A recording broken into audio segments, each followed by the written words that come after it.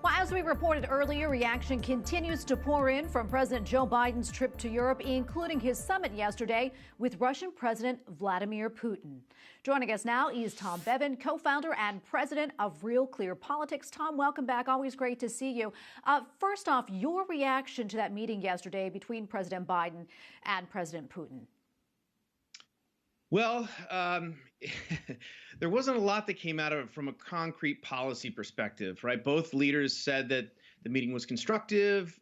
They talked about, talking about more things, but there wasn't necessarily anything that came out of that from a policy perspective that is going to change. But again, the Biden administration really just wanted to try and reset relations and to basically, make sure that not only Putin, but all the other leaders in Europe, knew that this is a change in administration. They're taking a different tack. Well, Tom, as you know, President Putin denied responsibility for recent cyber attacks on the U.S., while President Biden said during the meeting that he gave Putin a list of 16 critical infrastructure entities, such as water systems, that are off limits to cyber attacks. That comment by President Biden really raised a lot of eyebrows. What do you make of it?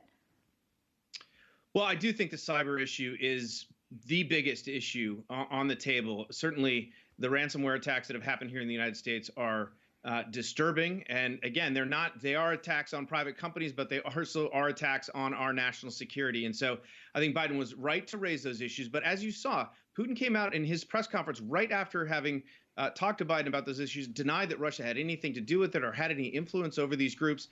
So that was a little bit disturbing. I'm not sure that Russia got the message and is going to change their behavior. We'll have to find out. But certainly the cyber issue is one that is at the top of the list in terms of American priorities. Yeah, and another thing that had a lot of people talking were some of the things that President Biden actually said to the press corps, including a very tense exchange with a CNN reporter. I'd like to get your thoughts on that and also how the press overall covered the president's trip.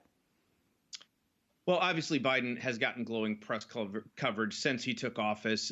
This trip was no exception, especially if you look at it in terms of how President Trump, his first trip abroad, his first meeting with Vladimir Putin went. So that was, I guess, to be expected. Biden did have this exchange with a CNN reporter at the end. I mean, obviously, he was tired. It was a long trip. But he took his coat off and was sort of wagging his finger in her face. He later apologized for that. But it did raise the question. I mean, if Biden, he took one somewhat difficult, it wasn't even a terribly difficult question from a reporter, and this was his reaction. And so I do think, look, the Biden administration has grown accustomed to getting good press coverage. They certainly received it on this trip with this one exception. And I think Biden would be well served to not complain about the press coverage as he did before he left from Europe, because thus far it's been pretty positive for him.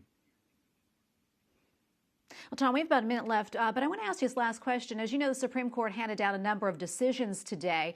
And earlier we talked about Fulton versus Philadelphia, but another big case involved Obamacare. In a 7-2 decision, the Supreme Court ruled in favor of the Affordable Care Act.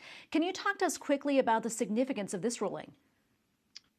Yeah, this is the third time that Obamacare has been before the Supreme Court and survived a challenge. And this one was led by 18 Republican governors that were basically arguing that since Trump's tax cuts zeroed out the tax penalty in Obamacare, that therefore the rest of the case or the rest of the law was unconstitutional. Now, the Supreme Court did not address those issues. All it said was that the plaintiffs, in this case, the governors, had no standing to make their case. And so they really didn't address the core issues of the legality or constitutionality of Obamacare.